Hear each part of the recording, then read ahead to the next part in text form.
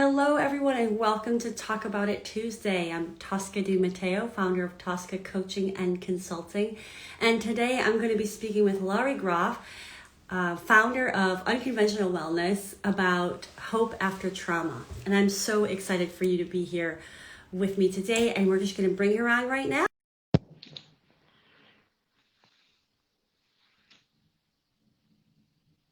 Yes, thank you so much for joining, Laurie. It's amazing to be here with you. Hi, I'm so excited to be here. Thanks Yes. for having me. Oh my gosh. Oh my gosh. Thank you for making the time. And I see Sarah on from the Now. So excited that you're here with us. Um, yeah, so I just, for those who might be new joining in, this is a platform where we talk to different voices and different experiences about, how we can live our best lives, experience growth and healing hmm and self-development. So I'm really excited for everybody to get to know you and to hear your story and to hear like about the work that you do that is so tied to your personal experiences. So Thank you. again, I'm honored to know you. I'm excited for our relationship to grow. I know we're in the very beginning stages of it. hmm And so with that, I just want to hand it over to you to introduce yourself, to share what you want about who you are and yeah, why it is you want to talk about this topic today. But let's just learn more about Laurie. Thank you. I'm so honored to be here. Thank you for asking me. Um, I'm Lori. I'm the founder and owner of Unconventional Wellness, and I create sustainable health for people. So I want to backtrack. Um, I'm a mom of four. I'm a NICU mom. I was a college swim coach.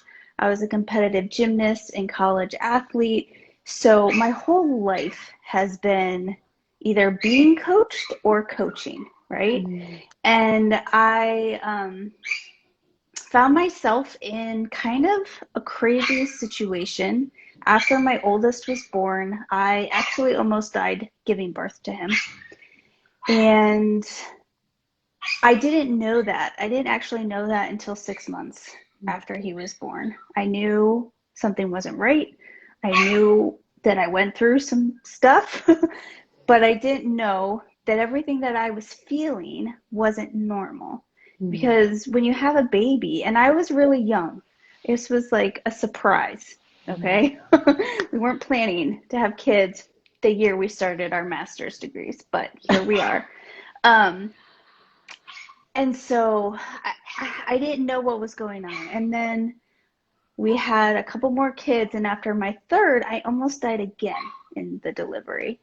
And except this time, I was not okay. There was like nothing that was working. I was having flashbacks. I was having panic attacks. I wasn't sleeping.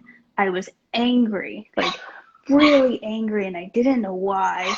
And when I went to my daughter's 4-month checkup, my doctor was like, how are you? Are you okay?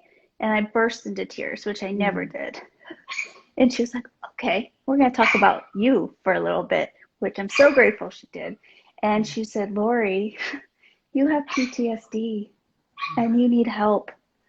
And I was like, no, I don't. I'm not like, I'm not in the military. I didn't go see war. And she was like, but you almost died twice. And you need to deal with that. So I went to as a trauma therapist, someone who specialized in helping people work with trauma. And she helped a lot. Like, she was wonderful. She gave me some tools that I needed to survive. But surviving is not living. Mm. It's not the same thing. And I just I could get through my days, but there were things that were just off the table when it came to my life and my family and my marriage. And it really impacted the people that I loved the most. And so we ended up having another baby, and he was born at 29 weeks, which is not good. And where I live, if you're taken to Boston, that means that it's bad. And I was taken to Boston, rushed to Boston in an ambulance in the middle of the night. Labor was specialists coming in every 5 to 10 minutes, having me sign consent forms and telling me all the things that could go wrong.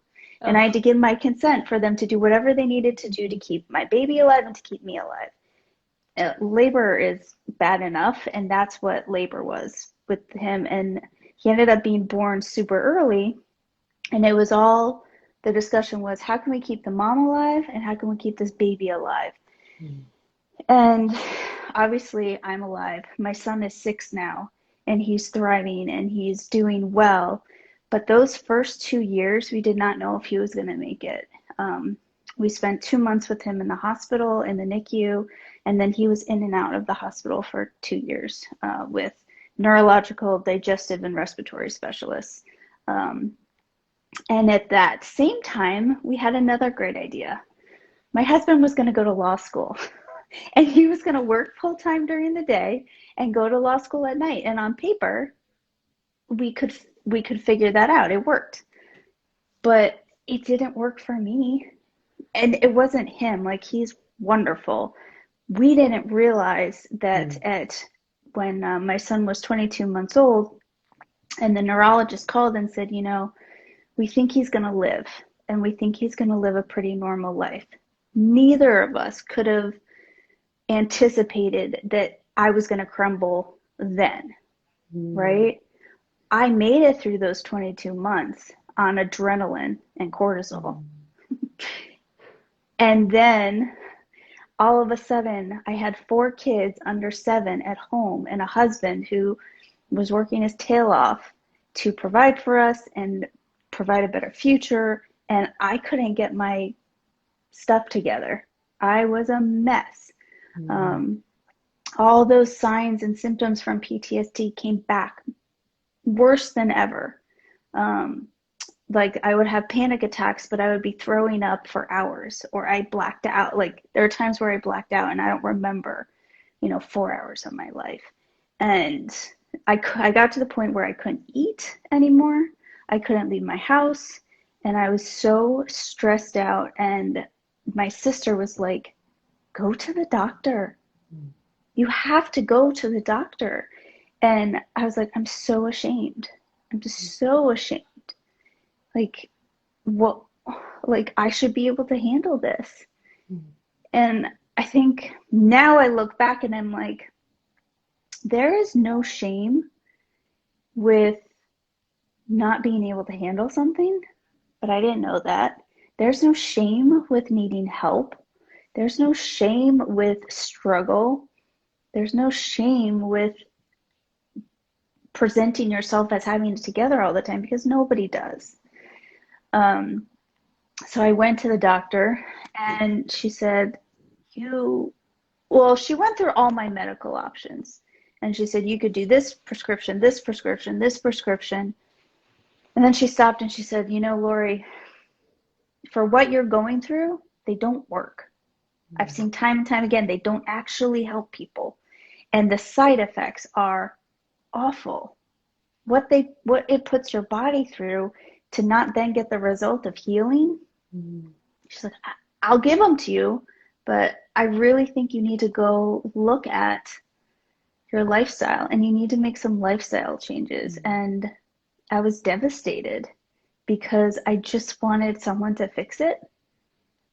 I just wanted someone to tell me what to do, and I would do it. And so I went home, I cried, and I was like, okay, I don't know what to do now. Because I can't live off of the pills for panic attacks because they can cause seizures and all these other things that I don't want. But I can't live without them, and I just felt like there was nothing to do. I had no hope. And so I was like, well, I'm going to reach out to some people I know who are into natural things, and maybe there's something that would help me. And so I talked to a friend of mine who is a therapist, and she was into voodoo medicine. That's what I thought essential oils were. I called it voodoo medicine. I was like, those people are crazy. And she said, Laurie, doTERRA is a medical research-based company. It's run by medical doctors and scientists. This isn't voodoo medicine. And I was like, oh, I didn't know that. And she's like, they actually created a blend called Peace.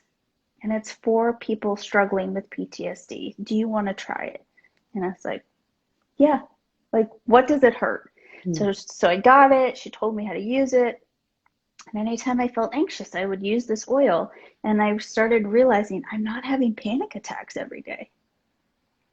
I'm still not healthy. I'm still not 100%, but I'm not having panic attacks every day.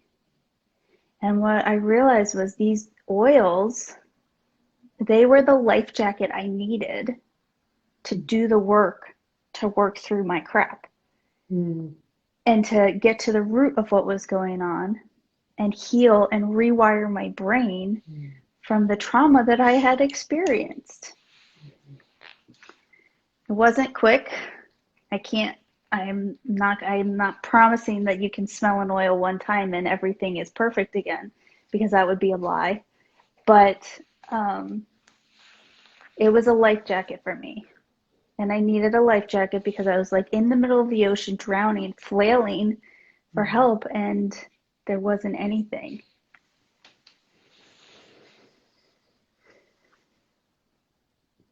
And here you are. Now you're helping other people find solutions for their life from the very same thing that supported you.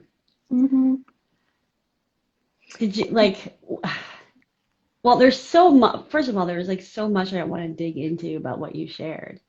And I guess, as you share, this journey over the course of years and even decades, if you consider, right, all that you experienced as a gymnast and what those environments are like.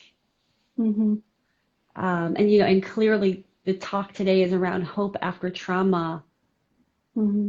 And I'm wondering, when you were going through the darkest moments of that journey, like, what do you wish you knew? Or what do you wish somebody had told you?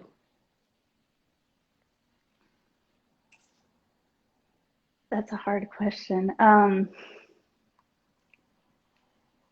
I think I needed to know that there's no shame. There's no shame when you're at the bottom. There's no shame that you're not alone. It's not easy for me to share my story.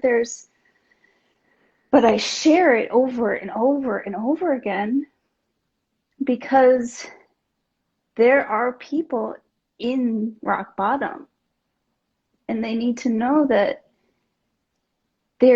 healing is possible, that there is hope. Like, I have a friend whose baby's in the NICU right now. And, I've been texting her, and when I was sitting in the hospital looking at my baby and watching the doctors have to bring him back when he would stop breathing or have a seizure or whatever it was, like, to have someone just say, I get it. You're fragile. You don't have to pretend to be strong. No mother is strong in that. I mean, they're incredibly strong, but there is no mother watching their child go through that who doesn't need some support. Whether it's a hug, whether it's time by herself, whether it's an oil, to hold on to. And to, like, for me, I use the oils. I still use them every day. And it's been 4 years since I started using them almost. And I don't struggle with anxiety on a daily basis. I don't remember the last time I had a panic attack. That doesn't mean that those things might not ever happen again. But I have a tool. And it's always with me.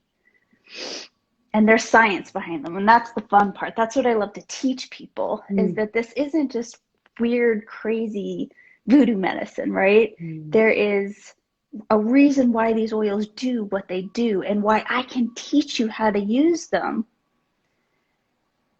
to find true healing that gets at the root of what is going on.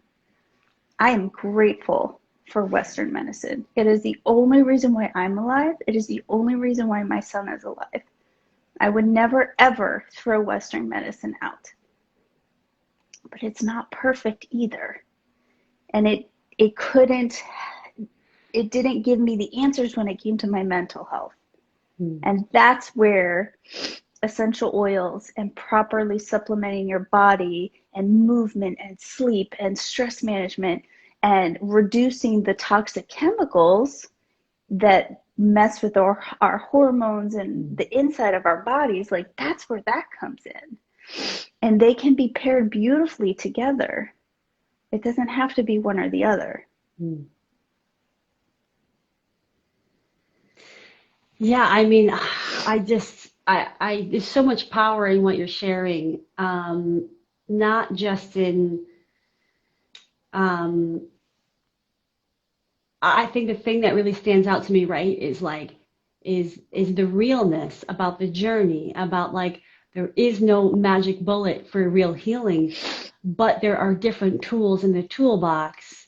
And it's like, are we willing to discover? Are we willing to be open to things that maybe like our society doesn't encourage us to learn about or go do or find? And even our medical doctors, right, don't sit there and say, you know, there's this whole other world out there of things that might work in combination with, or like, right, to integrate, and I love this message because I feel like there's so many people out there that struggle from whether it's physical ailments, whether it's mental, health. And I think there's just a lack of awareness of options, you know? Or, we're so divided, right?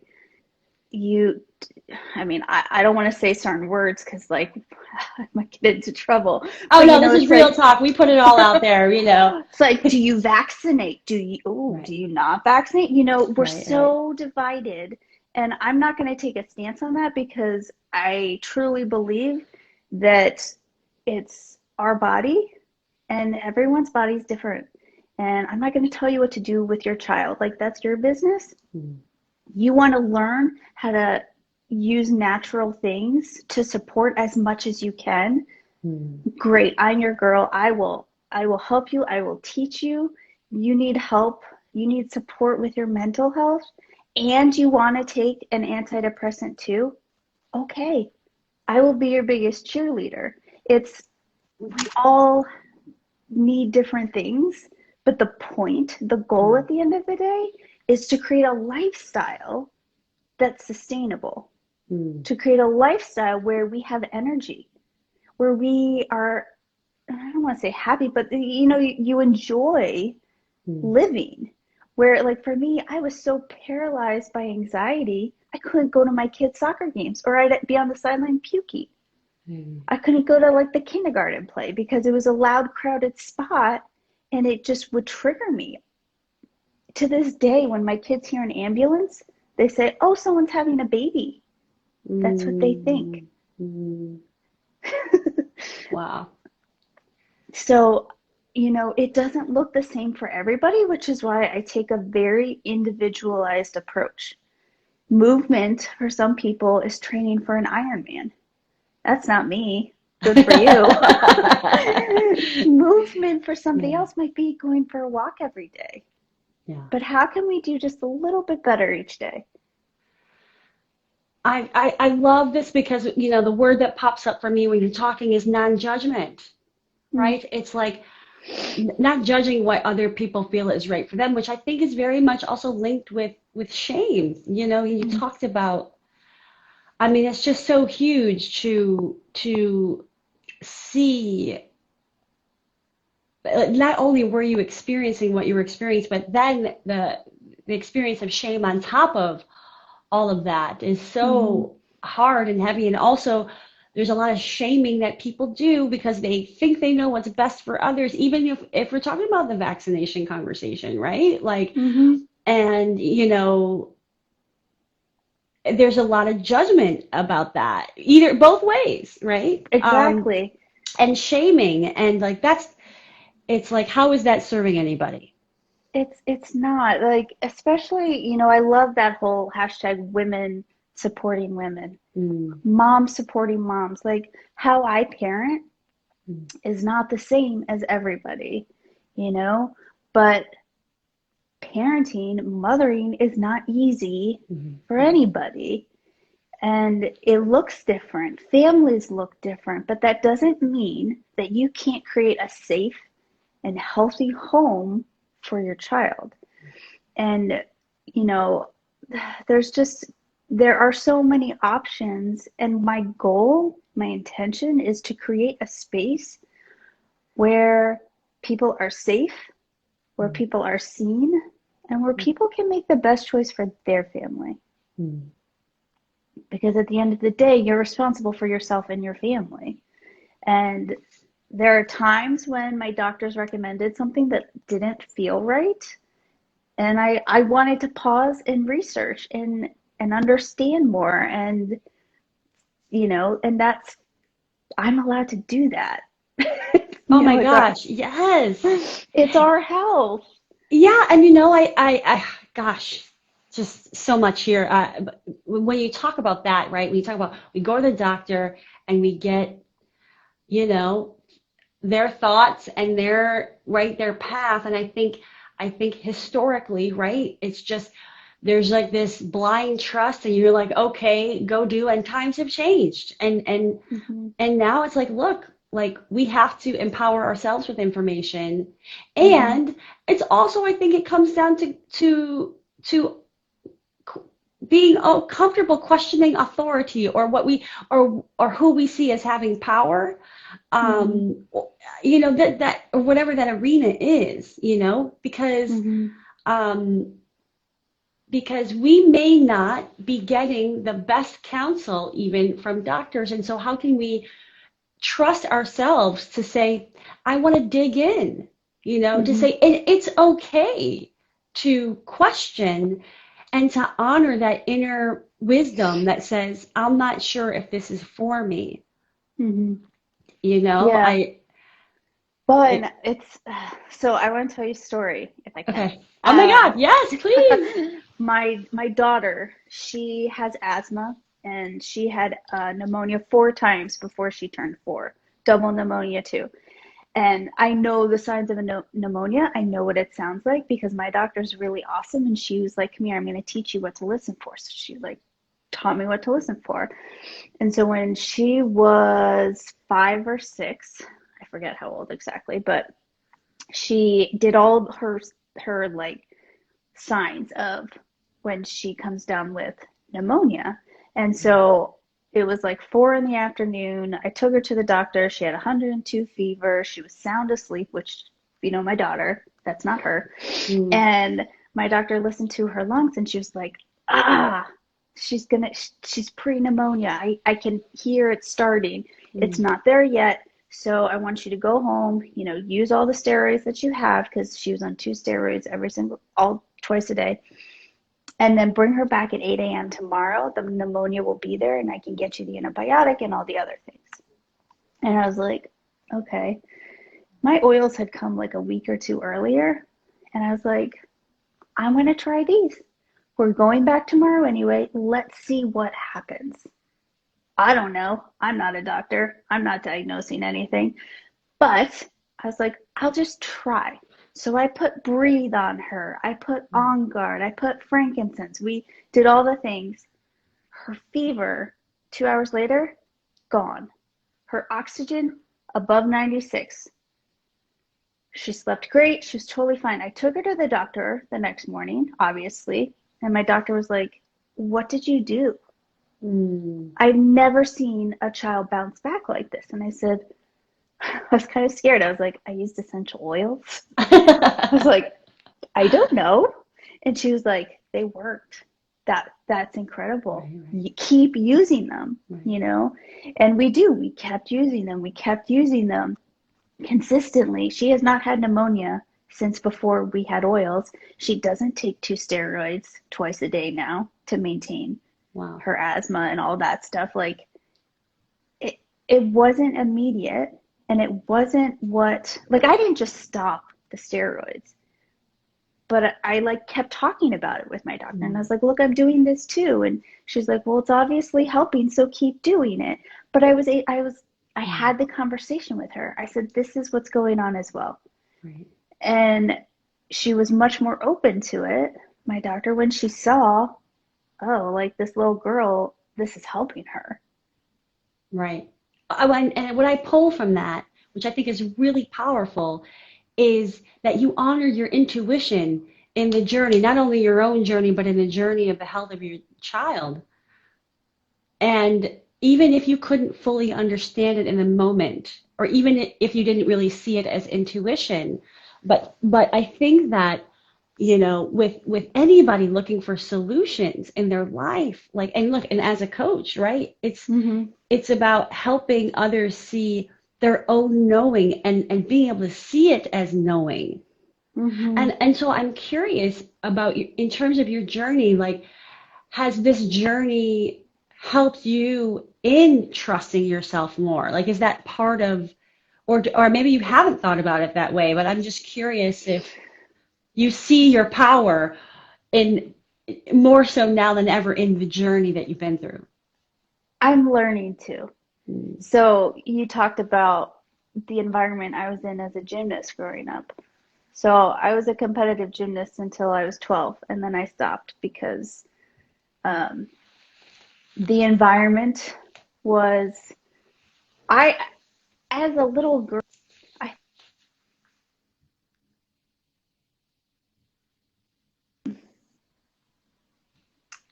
I, I somehow at like 10, 11, 12 was like, this isn't good, that I'm trying to mm, sneak hiding food or throwing food away or throwing up after I eat. Something's not right about this. I couldn't have told you why, mm, um, but I was afraid. I was a constant fear in the gym.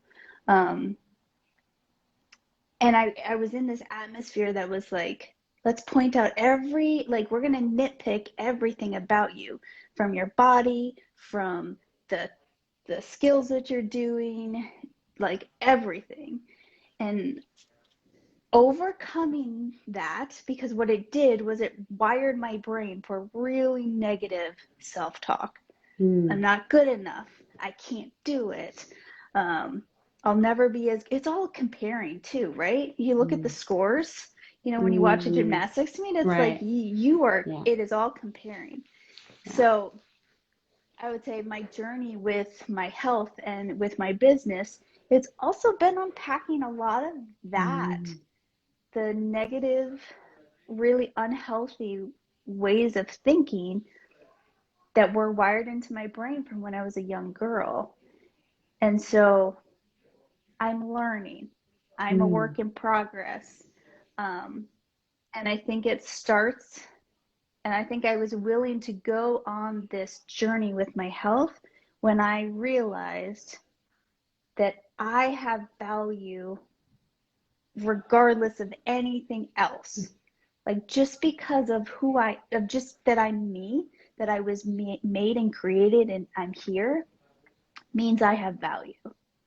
Doesn't matter what I look like, who I love, what my skin color is, what gender, like, none of that matters. We all have value.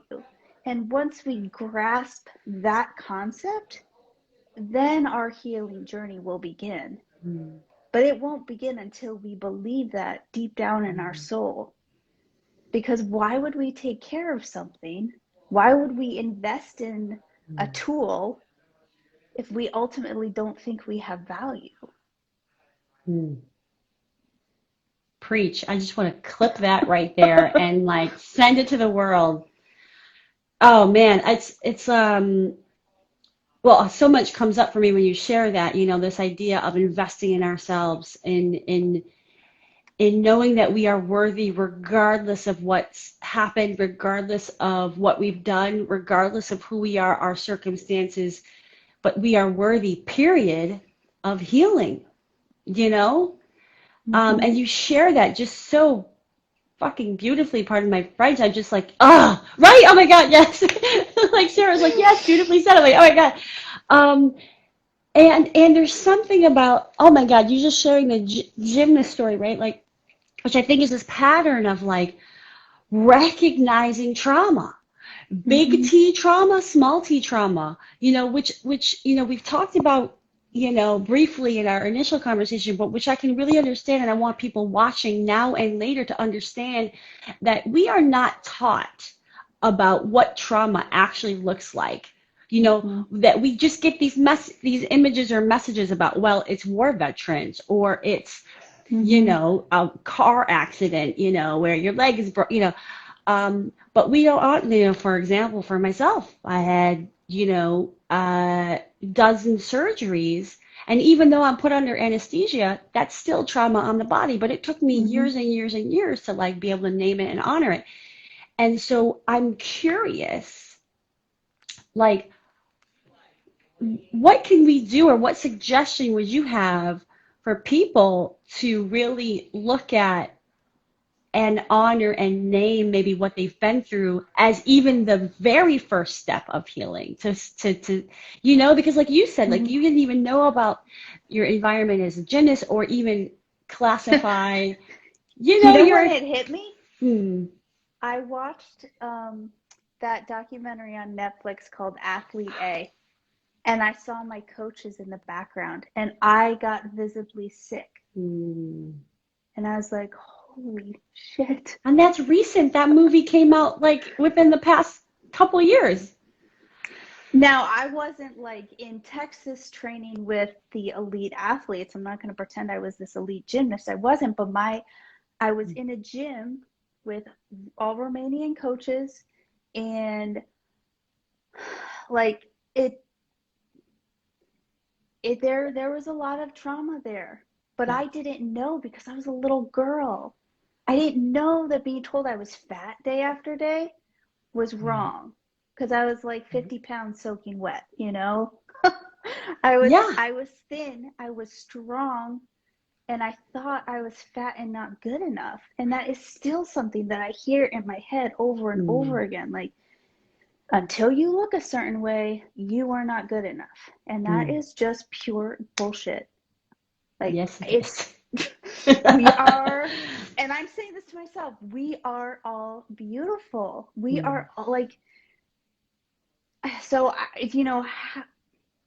I think trauma becomes very clear when it is something that pops into your head or you mm, talk about and it comes up over and over and over and over again. Because mm, I I was not physically abused in the gym. Was there emotional and verbal? Yeah, I would say. I would say there is. I understand why all those athletes never reported anything because there's not a safe space. It's mm, not a safe space to say I'm hurting mm, or this happened. Um, so you need to create a safe place mm. with someone who will listen and just be there. You know, a lot of times when I have like discovery calls with people, I'm just listening. Mm, And I write down the things that I hear them say over and over and over again. And they might not mm, realize that they're saying this something over and over and over again. But that is usually where the seeds of trauma are. mm, And a lot of times it's lowercase trauma.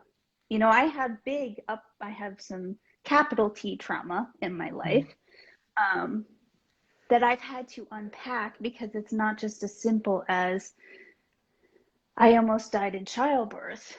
Why I almost died in childbirth was because the anesthesia in the C-section didn't work and they didn't stop the surgery or fix that. I was shushed by the male doctors and told that what I was feeling was not true. mm, It wasn't until, my heart stopped and I was not conscious anymore that they took me seriously. And I've had to work through that because there's a lot of anger behind that. Um, there's a book called, what's it called? The Body Keeps the Score. It's on my bookshelf over there. The Body Keeps the Score. If you have gone through Mm-hmm. trauma, it's not an easy book.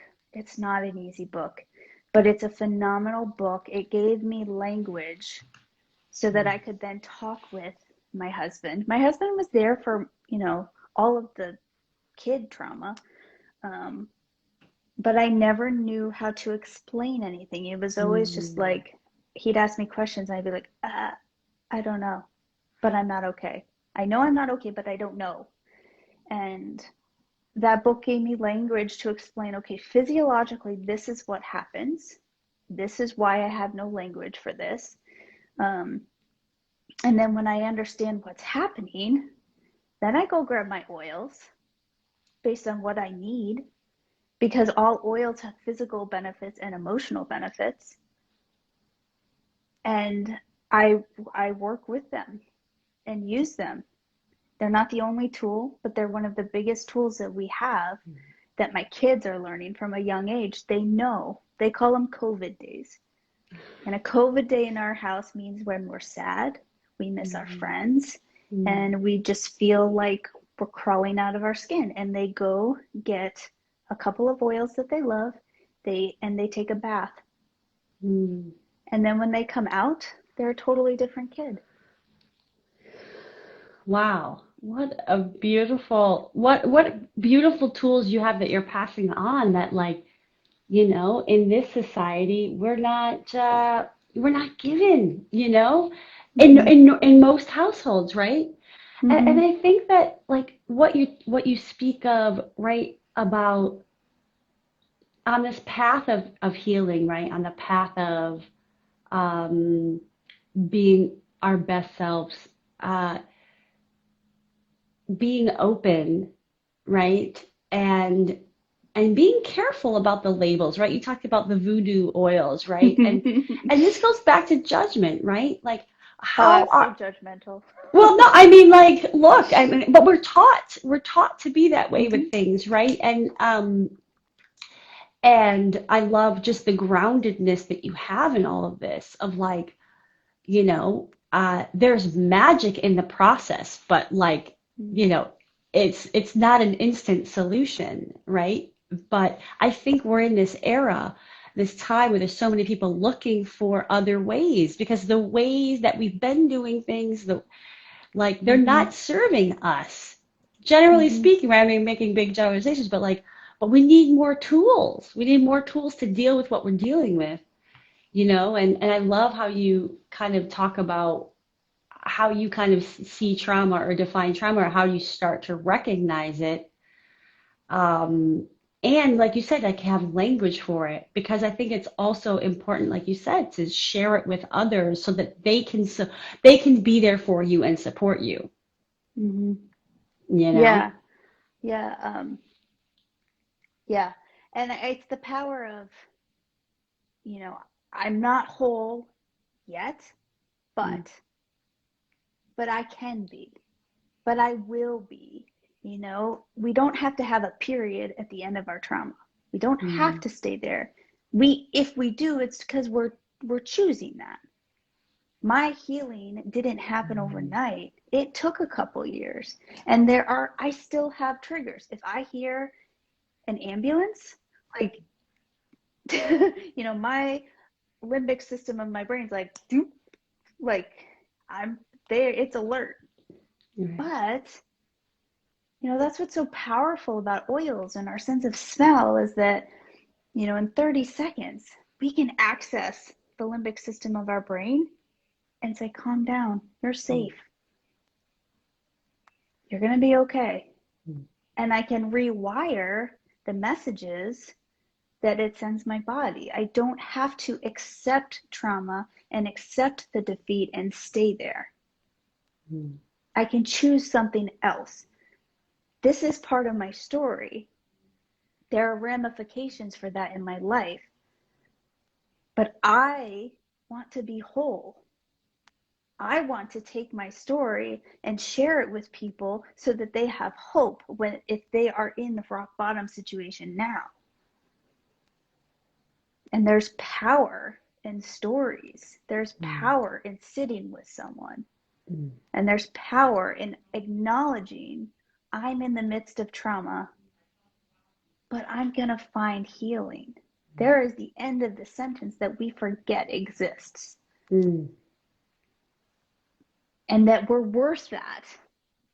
Mm. We are worth the work. I mean, it was work. It meant that I had to pull out a diffuser and remember to use it every day. It meant that I had to sometimes do things that were uncomfortable. But I am worth the intention behind that. My kids are worth that. You are worth that. But we aren't told that, right? I think we could all raise our hands and say, yeah, there's somebody in my life that is very critical of me. Mm-hmm. And I think what you shared about why it's important to share our stories, like why it's important for other people to hear, like your experience to be able to say, and I can see my experience in a new way, or honor it in a new way, because I think when we are in challenging situations, we often diminish it. Like you said earlier, right? You compare, or you say, well, this isn't trauma. Look at this other person, or this wasn't a big deal, because look at what other people go through. And that comparison serves nobody. Mm-mm. There's always going to be someone who has it worse than you. And there's always going to be someone struggling more than you who doesn't have it as hard as you. There's always going to be both sides, but it doesn't matter. Yeah. Your feelings, your emotions, your experiences are real to you. Yeah. And that's how when you're ready to sit with those and be honest with yourself about those, that's when you can take those steps.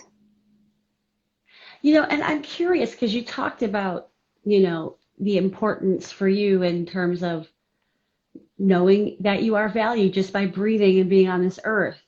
And I'm curious if there was like, how did you come to that, right? Because there must have been, I'm assuming there was a time where you didn't feel that way about yourself. Is there No. something you can point to say, gosh, this is how, or this is when I really embodied and believed that? I think it was when, I feel awful saying this because like my husband, like he was working full time and going to law school at night. So it wasn't like he wasn't around because he didn't care but he wasn't around. Right. And I had these four little people that needed me. Mm. And it it clicked one night. So most evenings, his first year of law school's awful. Like we joke and say we would never wish law school on our worst enemy. But the first month, I think just about every night after dinner, my kids all would have a meltdown after dinner. And they would just be on the floor in the kitchen sobbing. And, I try and keep myself together and help them. And then one night I just sat down and I started crying too. And I was like, I can't do this. But I looked at each of them and I was like, I have to do this. They need me to do this. And I think I saw my value through their eyes. Mm. I know what I think and how I needed my mom and my dad, and realizing that how I thought of them growing up, like they need me now. And I have to be both parents for a few years. Mm. And until I take care of me, I can't show up for them. Mm. You get to a point where there's no other options. I had to find a way to I realized I didn't want to just survive. I wanted to thrive. I wanted to enjoy this life, and I didn't want these 4 years of law school to be wasted Mm. because they were going to be hard. We knew they were going to be hard. We signed up for that, but that doesn't mean it has to be awful. Mm. I can enjoy this time with my kids. And for me, it was a healing journey. Mm. I love that sentiment of you knew it was going to be tough, but but you wanted to be able to find joy in that period as well. Yeah, and I didn't every day, Yeah, but well, yeah, we I, for sure. I look back on, Yeah. bedtime. People be Mm. like, how did you get 4 kids to bed? Okay, well, I'm like super type A, so I had a system, right? It was like every half hour somebody went to bed. And the in between time, it was like, I spent like 20 minutes reading stories with the youngest. And then the half hour after that, it was just me and my daughter. And then I put her to bed, and then it was me and my middle son. And I put him to bed, and it was me and my oldest. And I had this really Mm. special one on one time with each of Mm. them. And I wouldn't trade that for the world. It was very special. Mm. Did I always want to do that every night? No, let's Yeah. be honest. Um, but looking back, that was a very special thing and an opportunity that I had, right? You can look at something as an opportunity or as like, I don't know, something bad, right? I had the opportunity to have that time with my kids. Well, and I think what I hear you say too is, and is giving yourself grace, right? The expectations that we set that every night Mm-hmm. has to be this particular experience, or that every day we have to, be our best, and then we just, we set these expectations that become impossible. And I'm wondering if in the journey, did you give yourself grace? Was it conscious, or is it in retrospect, you know? Um, I think it's probably both. Mm. I saw progress. So for me, when I first started using oils, I couldn't eat anything other than celery and carrots and cucumbers. That's what I lived off of for a few months. They're healthy foods, but you need more than that in your diet, Yeah. right? Was that um, by choice, or is it, no, or because you just couldn't eat things? the stress was so bad Uh, that my digestive system would get rid of anything I ate very quickly. ah, I won't go yeah, into yeah. details.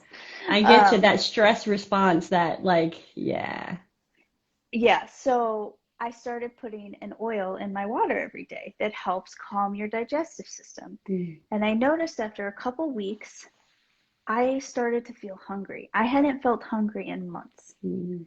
And I kept doing it. And then it was like, oh, what if I do something crazy and I like add a piece of chicken? You know, I can eat the chicken. And then it's like, what if I had some chips and guacamole one Oh my night? God. Ah! Yes. And then I ate it and I didn't get sick. And it was like my Mm. body was like, oh, I can eat again. Mm. And I noticed, my anxiety, let's see, was like, whew, way up here, right? And as I diffused oils, as I put them topically on my skin, it just slowly kept going down and down and Mm. down. Now, there are triggers, and sometimes it went back up a little bit, but I had a tool, and I Mm. keep using it, bring it down and down and down. And sometimes it's steps forward, one step back. But healing. Have you seen uh what's that show with Kristen Bell? The Good Place. Have you watched The Good No, Place? no, I haven't. Oh my gosh, it's hilarious. But they talk about time and they call time Jeremy Bearimy. And it's the signature of this name, and time is like all over the place in the afterlife. And that's how healing is. It's not this Mm. like clean journey. It's Jeremy Bearimy.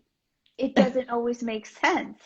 It's intertwined. Yes, Yes, yes. yes. Oh, I So, love that. um, Yeah, you know what this I'm is talking about. yes, yeah. Aisha, she's my best friend. She's on here, Yes, and she's had her own journey with the medical journey. Uh, but yes, and like the healing. I guess I have a new show to watch, The Good Place. It's so funny. Oh my God, is it on? What is it on? Netflix or It's something on else? Netflix right now. Okay, Yeah. okay. Yeah. But yes, like what an important message, right? Like that again, giving ourselves grace that the healing journey, we may feel set back sometimes, but it's not about giving up. It's about knowing that that's part of the process, right? And honoring and saying, okay, all right, I feel two steps back, but it's actually not true. This is actually just, it's just not linear, you know? Yeah, and sometimes things surprise you and you realize that you can overcome those things. So Mm. for me, I could never travel, never. My oldest son was born in upstate New York, and we were traveling. We got very bad medical care, Ugh. and that was a big trigger, any travel.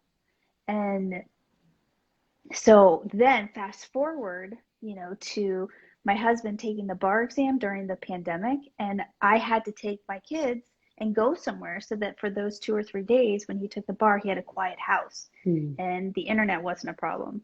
And I did it. I was like, I know that doesn't sound like a big deal, but that in the past would have been months of anxiety, Mm. months of throwing up, months of panic attacks, and then I wouldn't have been able to go. But I was able to do it. Yeah. It was like a small miracle in And my life. it's like, and it just makes me think of right, celebrating that, celebrating the progress. I think sometimes we beat ourselves up, but and then we never like allow ourselves to celebrate like the wins of that journey. Mm-hmm. Yeah. And that's like a huge, like just monumental thing to overcome that trauma response that you found a way through. Mm-hmm. Yeah. So, gosh, oh my God, I'm just like we've covered so much ground, right? We've covered trauma and healing and essential oils as a tool. We've talked about shame as it relates to the healing process and just understanding the experience. And by the way, like for the people watching, if you have any questions, by all means, that's what this is for. As we're kind of coming to the close of our time together. But um, you know, it just sounds like you've held so much at the same time, like holding on to the healing journey, holding on to taking care of kids, being a mom, like, and I'm just like in awe because I'm like, I don't even know how that's even possible. And what, I mean, clearly you're a very strong human being, clearly very resilient, clearly a survivor and a thriver. What is it that you think, and I know you have the tools and essential oils, but like, what is it about your qualities, about who you are that you think has enabled you to be able to be where you are? Um, I actually just posted a quote from a book that I'm reading, and it says, "You don't rise to your goals, you fall to your systems," or something like that. Hmm. I'm super type A. And if you were to look at my strengths finder, one of my most powerful strengths is that I'm very disciplined. Hmm. And so to juggle the different hats that I've worn, I create systems. I create a schedule and Hmm. things get plugged in, and but I also care deeply about relationships. So I think that that discipline and cultivating relationships were really instrumental in my journey, Hmm. because there's no way I could have managed 4 kids and law school and coaching at a college and starting my own business if I didn't have some sort of system to manage it all. And I didn't always do it well. Let's be honest. Well, and you use the word support, right? Like, you know, it makes me think of this idea, right, of the like only we can do the work, but we can't do it alone. Hmm. And Yeah. what was that like for you in terms of finding the support that you needed? Like, was that part of your Yeah. journey? And Oh, absolutely.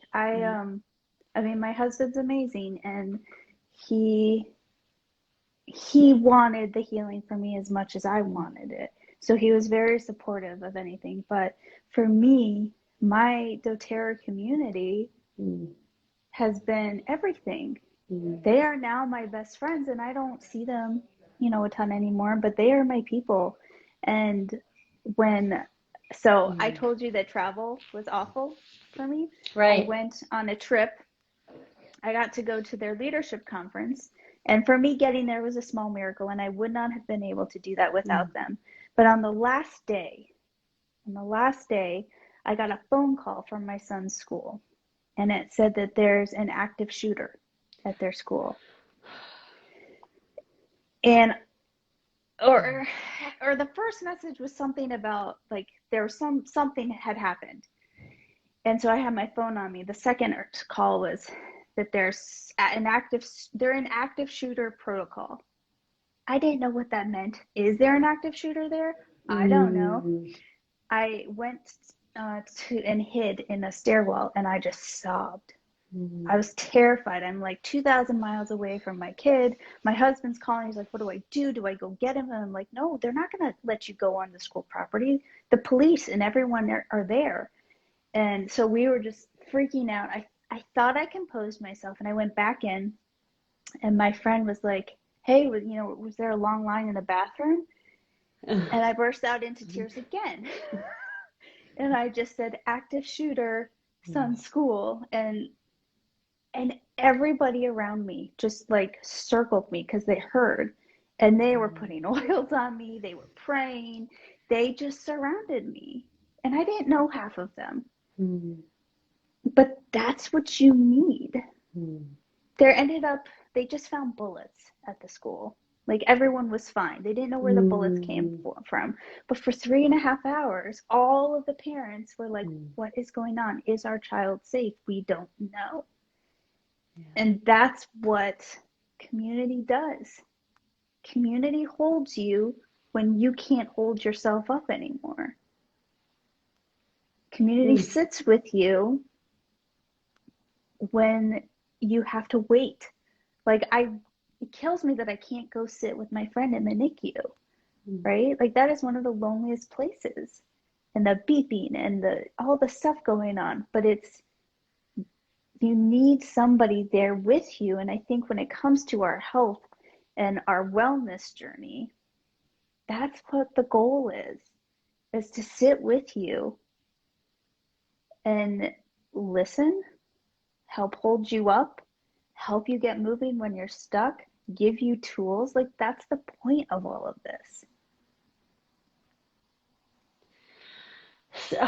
just such a powerful and important message, I think, because um, I think sometimes it's hard to actually ask for and know what you need. Mm-hmm. And something that you said earlier that was just so powerful was when, you were asked that, how are you? When you went to bring your Mm-hmm. child in and it just opened up. And I think it's just such a simple thing to be more human, to ask more often, like how we're Mm-hmm. doing, how others are doing, because we just don't know what people are going through, Mm-hmm. and how healing it can be to just uh, be asked. Mm-hmm. Um, wow, I just like I'm just so grateful that we were able to spend this time together for you to share your deeply powerful message. And I definitely hope you continue to share your story. I know it's Thank you. hard to recount these events, and I really appreciate you putting yourself and your energy into sharing. I really appreciate it. Thank you. Thanks for having me. So, And but, oh, sorry, go ahead. oh, thank you for letting me share. Oh my gosh, it was my honor. And before we go, how can people find you? I know we did a spotlight series blog Mhm. on you, but share like your website and where people can get in touch if they want to learn more about you or even ask questions about essential oils and the work that you do. Yeah, so just send me a DM on Instagram. I'm unconventional wellness, unconventional period wellness. Send me a DM and we can just start talking and see where you're at. If you want to talk to me, you know. But it always just starts with a conversation. Awesome, awesome. Yeah, and I know that you've got some sales going on in April. So for those who want to jump on, do it before the end of the month. Um, yeah, well, listen, to be continued. I think there's so much here. I look forward to seeing your business explode, Thank you. and I look forward to our relationship growing. And Me too. yeah, and thank you so much. I guess we'll just end with like, is there anything that you feel like you didn't say that you want people to know in this moment? I mean, I've said it, but I don't think you can say it too many times, and it's that you're worth it, Mm. that somebody needs you, and that you're worth it. And there's no shame in saying that I need help or I'm struggling. I want to listen. If you don't know anybody else, I want to hear. I want to listen, um, because everybody brings value to this world, and we need all of our voices. Mm. I love it. What a beautiful sentiment to end on. Keep shining your light, Laurie, and I look Thank forward you. to being in spaces with you. Thank you. Thank you so much, Tosca. My pleasure.